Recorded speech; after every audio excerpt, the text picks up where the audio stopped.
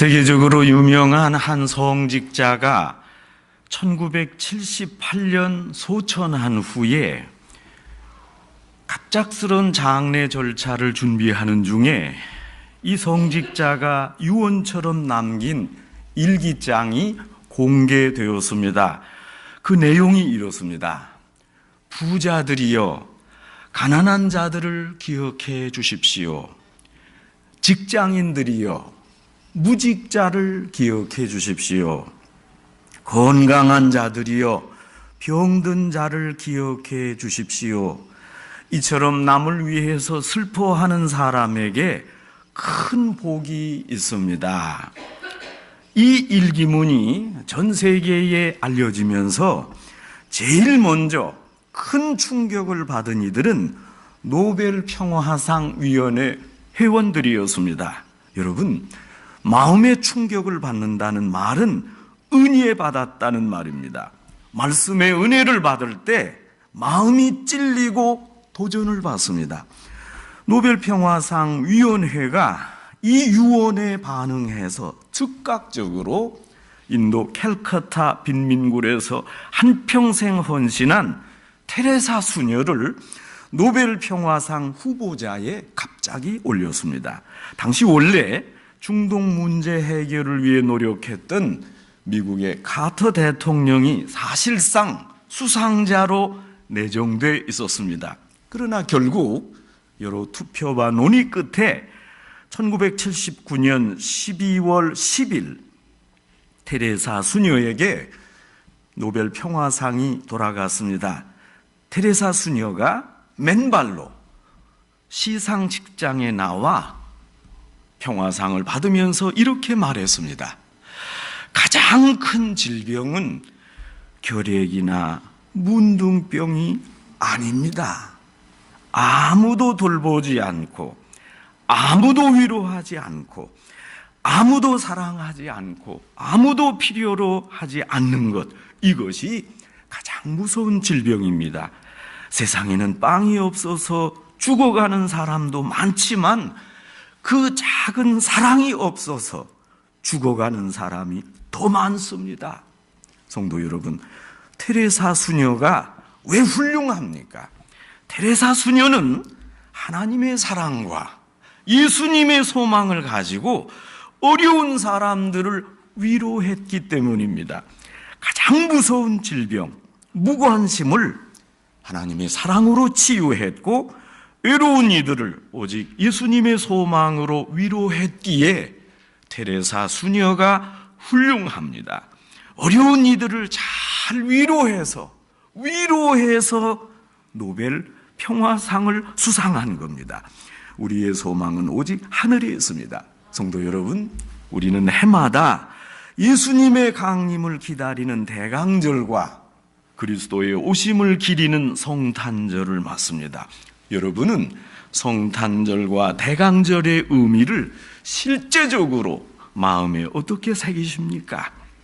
오늘 성경은 이렇게 말씀합니다. 내 백성을 위로하라. 내 백성을 위로하라. 여러분, 어떻게 남을 위로하고 어떻게 남에게 위로받을 수 있습니까? 그것이 물질입니까? 봉투를 주면 위로가 됩니까? 건강입니까? 무엇으로 이웃을 위로할 수 있고 또 무엇을 통해서 우리가 진정 위로받을 수 있습니까? 문제는 소망입니다. 그래서 오늘 성경이 말씀합니다. 여호와의 영광이 나타나고 모든 육체가 그것을 함께 보리라. 메시아적 대망입니다. 메시아 나라, 메시아 세대가 오기를 간절히 바라는 마음, 그 소원이 이루어지는 것이라고 말씀합니다. 이것은 미래 문제요 또 복음의 문제입니다. 메시아의 영광을 오늘도 간절히 바라고 있습니다. 하나님께 부름받은 선지자의 사명은 대체로 두 가지였습니다. 하나는 범죄한 백성들에 대한 하나님의 징계를 경고하는 것입니다. 다른 하나는 하나님께 순종한 백성들에게 임할 축복을 선언하는 겁니다. 이사야 역시 이 두 사명을 충실히 감당했습니다. 여러분, 이사야서는 참으로 신비로운 책입니다. 성경 66권과 같이 총 66장으로 된 이사야서는 1장부터 39장 전반부와 40장부터 66장까지 후반부, 이렇게 두 부분으로 구성됩니다. 이사야 1장부터 39장은 마치 구약 39권의 내용과 흡사하고, 후반부 40장부터 66장까지는 신약의 26권과 같은 그 맥을 하고 있습니다. 이사야는 전반부를 통해 하나님의 범죄에 대한 심판의 의도를 충분히 전했습니다. 오늘 성경 본문 이사야 40장부터 66장 후반부가 위로의 말씀을 전합니다. 너희는 위로하라, 이렇게 새 후반부가 시작이 됩니다. 내 백성을 위로하라. 이사야는 부름받은 자신의 사명을 분명히 알고 있었습니다.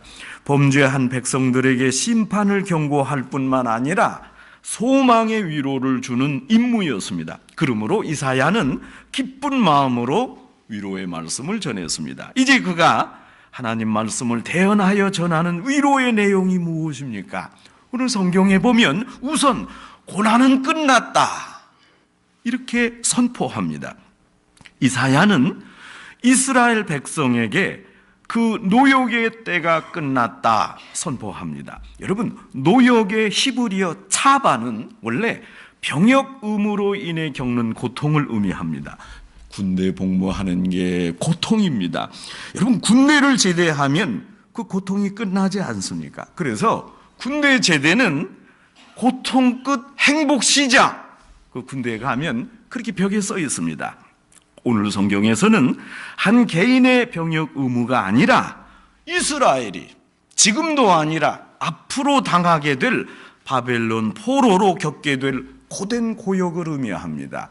그 고역에서 끝날 것이다. 여기 끝나다의 히브리어 말에는 시간적으로 공간적으로 가득 차다, 완성하다, 그런 의미입니다. 노역의 때가 끝났다는 의미는 하나님의 징계로 인한 포로 생활의 고생이 끝났다는 것입니다. 여러분, 지금 이스라엘 백성으로서는 아직 가지도 않은 포로 생활이 이미 끝났다. 여러분, 마치 당신들이 인생을 살 때 어려움을 당할 것이다, 그러나 그 어려움이 이미 끝났다, 미래를 진단하는 것입니다. 고생 끝, 하나님 안에서 행복 시작, 이제 그런 위로의 말씀입니다. 이사야의 이 예언이 아직 성취되지 않았습니다. 이스라엘은 그때까지 바벨론 포로로 끌려가지 않았습니다. 그러나 분명히 앞으로 70년 포로 생활로 노역을 겪게 되겠지만 그 70년이 끝났다, 이렇게 먼저 선언했습니다. 이사야의 예언은 그리스도의 오심을 초점으로 맞추고 있어서 복역의 그 힘든 것이 끝났다고 했습니다. 여러분, 이사야의 예언은 1차적으로 포로 후에 이 사람들이 이스라엘 본토로 돌아오겠다 하는 겁니다. 그러나 궁극적으로는 그리스도가 오셔서 인간을 위로할 것이라고 말합니다. 인간의 영적 해방을 위한 진정한 위로를 예언했습니다. 수고와 고통이 끝나는 날이 있을 것이다, 이미 끝났다 선포. 여러분, 이것은 고난으로 점철된 이 세상을 살아가는 오늘날 우리에게도 위로의 말씀이 됩니다. 여러분, 인생을 사는 게 어렵습니다. 그러나 하나님이 말씀해 주십니다. 그 고통이 다 끝날 것이다. 얼마나 큰 위로가 됩니까? 여러분, 우리는 과거와 현재를 논리적으로 추론해서 미래를 전망합니다. 이것이 소위 미래학입니다. 그리고 우리가 다루는 사회생활도 그렇게 합니다. 여러분, 이력서가 무엇입니까? 여러분, 우리가 사람을 뽑을 때, 또 교육자를 청빙할 때 이력서를 주세요, 그러지 않습니까? 그 사람의 과거와 현재를 보고 이분이 우리 회사에, 우리 교회에 앞으로 좋을 것인가, 그것입니다. 이것이 소위 정상적인 방식의 일상생활입니다. 그러나 하나님이 약속하신 결정적 미래를 상정하고 그 미래로부터 현재를 다시 되돌아와서 생각하는 것, 이것이 종말론입니다. 성경은 미래학이 아니라 종말론입니다. 종말론적 신앙입니다. 종말론적 신앙의 핵심은 오늘 본문에 나타난 대로 복음이요, 그 복음의 핵심은 사죄와 용서입니다. 죄사함을 미리 선포합니다. 사랑 중에 가장 큰 사랑이 용서입니다. 오늘 성경이 그래서 말씀합니다. 노역의 때가 끝났다. 하나님의 진노가 여기서 멈추고 이제는 은총의 해, 은혜의 해가 앞에 온다고 외쳐라. 이 결정적 미래, 밝은 소망의 메시아를 외치라고 말하고 있습니다. 이스라엘 백성에게 전하는 위로의 말씀으로 이사야가 죄사함을 받았느니라 이렇게 선포합니다. 형벌은 부채에 대한 채무입니다. 따라서 노역의 때가 끝났다 하는 것은 인간 범죄에 대한 하나님의 공의가 완전히 지불됐다. 그래서 더 이상 채무자가 아니다 하는 의미입니다. 이사야는 이 같은 사실을 사함받았다 표현했습니다. 사함받았다 히브리어 라차는 호의적으로 받아들여지다, 연락되다 그런 의미입니다. 백성들의 죄의 대가로 내려진 형벌을 잘 견뎌서 받아들여서 죄악의 사함을 받았다는 의미입니다. 성도 여러분, 하나님은 신실하시고 무한히 자비로우십니다. 그러므로 백성들과 맺으신 언약을 기억하시고 지키셔서 백성들이 죄를 고백할 때 사죄의 은총을 베풀어 주십니다. 넉넉하게 용서하십니다. 여러분, 회개하고 돌아오기만 하면 모두 용서하십니다. 저는 목회하면서 이런 소원이 있습니다. 적어도 우리 교회 성도님들 중에는 죄악으로 괴로워하는 분이 없게 하여 주옵소서. 만일 큰 죄악을 범해서 마음이 슬프다면 오늘 이사야 말씀을 통해 위로받으시기 바랍니다. 여러분, 방식이 있습니다. 여러분이 회개할 때 즉시 사함을 받습니다. 여러분이 죄를 고백하면 즉각적으로 용서됩니다.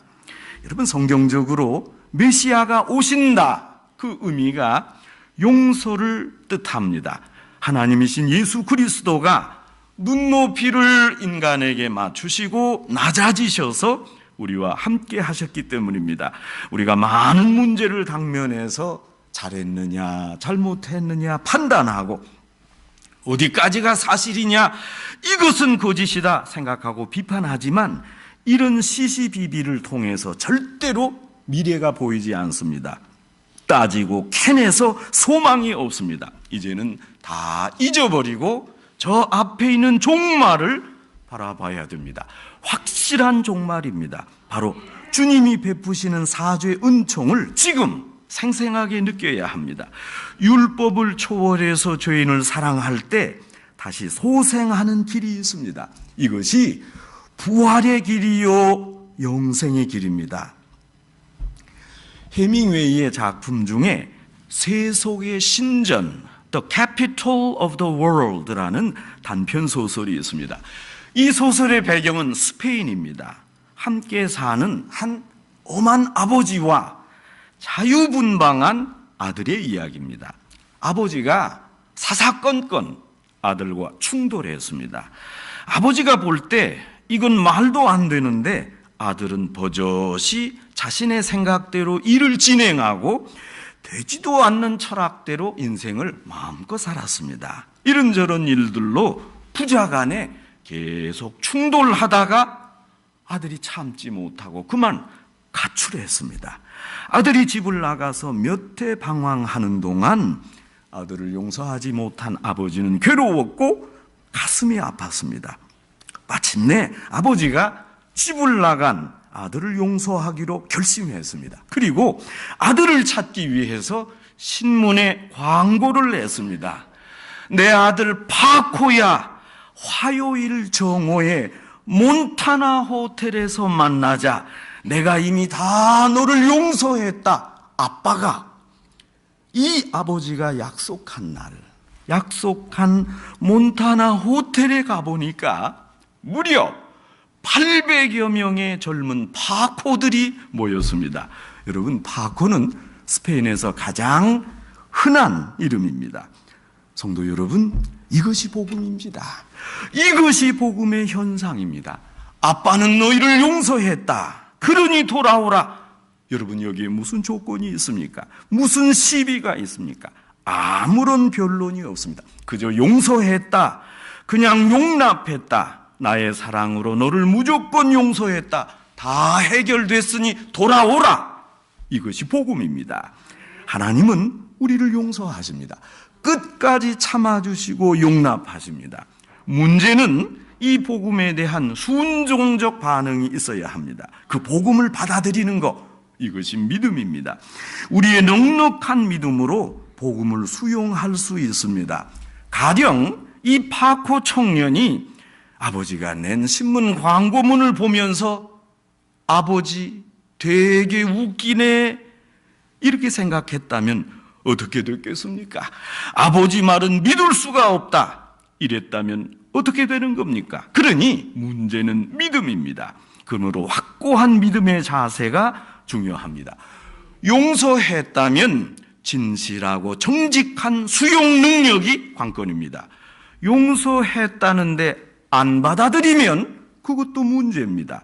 아들 파코가 아버지께 순종하지 못한 바를 괴로워하던 중에 아버지가 다 용서했다 그 말 한마디를 전적으로 수용하고 믿고 감격해서 몬타나 호텔로 가기만 하면 됩니다.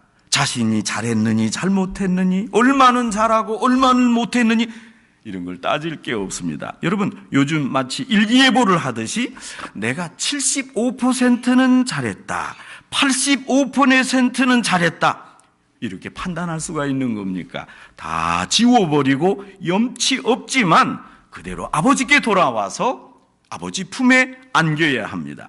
아버지 앞에 염치와 체면을 차릴 필요가 없습니다. 이것이 믿음이요, 이것이 대강절과 크리스마스의 의미입니다. 아버지 앞에 체면을 차리는 사람은 신앙생활을 잘 할 수 없습니다. 하나님이 오셨습니다. 우리를 초청하려고 오셨습니다. 그런데도 안 갑니다. 여러분, 그러면 파코가 아닙니다. 그러니 오늘 성경은 이제 예비하라고 말씀합니다. 광야에서 여호와의 길을 준비하라고 하십니다. 산은 낮아져야 하겠고 골짜기는 높아져야 되겠고 첩경은 곧게 하라고 명령하십니다. 오시는 예수님, 그 복음을 영접하려면 여러분 오늘 여기 본문에 있는 대로 산이 낮아져야 됩니다. 산이 어떻게 낮아지느냐? 바리새주의적인 교만, 자기 의를 의지하는 교만, 또 내가 뭔가 이룬 것까지 생각하는 교만 다 낮아져야 됩니다. 내가 아니면 안 된다. 내가 온 세상의 주인이다. 여러분, 이거 어서 많이 듣던 말 아닙니까? 독재자의 강변입니다. 이런 독재자의 주장은 없어져야 됩니다. 그것은 믿음이 아닙니다.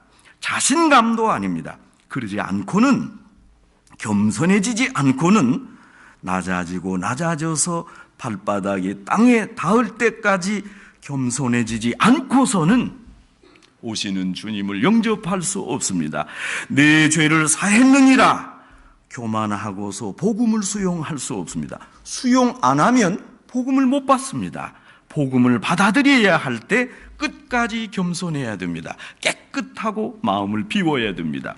반면에 골짜기는 높아져야 됩니다. 마치 옛날 세리와 창기와 같이 천대받던 사람들이 높아져야 됩니다. 나는 소망이 없다고 생각하지만 하나님이 나는 내게 소망이 있다 하면 나는 소망의 사람입니다. 주님이 나를 하나님의 자녀라 부르시면 나는 비천해도 하나님의 자녀입니다. 누가 뭐래도 나는 하나님의 사랑을 확실히 받은 주님의 자녀입니다. 그러므로 나의 천한 신분, 더러웠던 과거, 씻을 수 없는 불명예를 다 털어버리고 이제는 그 낮은 그 골짜기가 높아져야 됩니다. 주님을 만날 수 있을 만큼 자신을 소중히 여겨야 됩니다. 이사야는 첩경을 곧게 하라고 외쳤습니다. 굽은 마음, 갈고리 같은 마음, 편견과 오해, 무지, 이런 불순한 것들을 다 지워버리고 순전한 마음을 가져야 됩니다. 깨끗하게 주님을 영접할 수 있는 수용적 자세가 돼야 됩니다. 아주 길이 곧게 나 있어서 어떤 일이라도 다 수용할 수 있어야 됩니다. 기꺼운 응답, willing acceptance, 이것이 필요합니다. 우리가 사는 세상에는 영원한 소망이 없습니다. 여러분, 세상이 유한한데 어찌 영원한 소망이 있겠습니까? 그러므로 온전하게 위로받을 수 없습니다. 그저 표피적으로, 찰나적으로 위로 유사품만 받을 뿐입니다. 오직 위로부터 주시는 소망으로만 우리가 진정한 위로를 얻습니다. 여러분, 이것이 복된 소식이요 복음입니다. 하늘로부터 내려오는 위로의 말씀, 이것이 바로 복음입니다. 참 위로는 오직 죄 사함에 있고 참 사랑에 있습니다. 이제 그분이 오셔서 우리를 만나 주시는 데 있습니다. 하나님이신 예수님이 사람이 되셔서 이 땅에 오셨습니다. 그리고 우리를 아주 구체적으로 만나 주십니다. 사람의 몸을 입으시고 우리와 눈높이를 같이 해서 만나 주십니다. 대신 십자가를 지십니다. 우리를 구원하기 위해 십자가에서 피를 흘리며 돌아가셨습니다. 이사야 선지자가 하나님의 보내심을 받아 그 백성들에게 위로와 용기를 주었던 것처럼 오늘날 우리 성도 역시 세상을 향하여 위로를 선포해야 됩니다. 여러분, 위로의 말씀 받았지 않습니까? 나만 간직할 겁니까? 이제 이 위로의 말씀을 전해야 됩니다. 여러분, 풀은 마르고 꽃은 시드나 영원히 서게 될 것이는 하나님의 말씀을 전해야 합니다. 외쳐야 할 사명이 우리에게 있습니다. 그럼 도대체 뭘 세상을 향해 외칠 것입니까? 어떤 소망의 말씀을 주실 것입니까? 오늘 성경에 아주 친절하게 잘 나와 있습니다. 하나님의 말씀을 외치시면 됩니다. 하나님이 주시는 위로와 소망을 전하면 됩니다. 오늘 본문에 이사야 선지자가 아주 구체적인 지침을 주십니다. 모든 육체는 풀이요 그의 아름다움은 들의 꽃과 같으니 그럼에도 풀은 마르고 꽃은 시드나 하나님의 말씀은 영영이 서리라.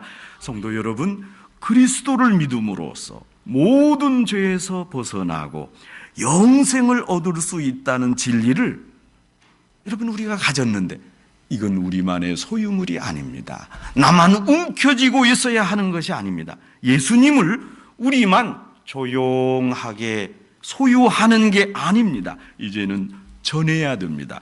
복음이 누구만의 것입니까? 온 세상을 향해 전해져야 합니다. 강력하게 선포되어야 됩니다. 이제 이 위로를 받아들이는 길은 각자 자신을 완전히 부정하고 겸손한 마음으로 굳건한 믿음으로 오직 새로운 소망으로 오시는 그리스도를 영접하는 길입니다.